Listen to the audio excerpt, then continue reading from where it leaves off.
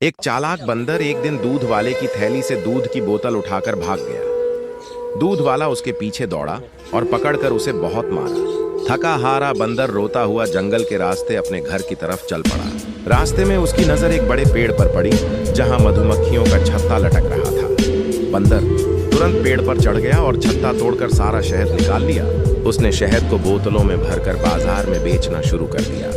पैसे इकट्ठे होते ही बंदर सीधे दूध वाले के पास गया, दूध खरीदा और अपने घर ले आया। घर पर उसका छोटा भाई भूख से रो रहा था। बंदर ने प्यार से उसे दूध पिलाया। इस तरह एक शरारत करने वाला बंदर मेहनत करके अपने भूखे भाई का पेट भर सका।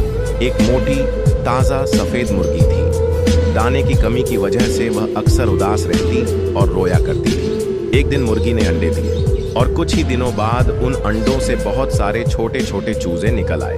घर आंगन में उनकी चहचहाहट गूंजने लगी। मुर्गी अपने बच्चों पर जान छिड़कती थी और हर समय उनकी रक्षा करती थी। मगर एक दिन अचानक मुर्गी और उसके चूजों को सड़क पार करनी पड़ी। जैसे ही वे सड़क पर पहुंचे, एक तेज रफ्तार गाड़ी आ गई।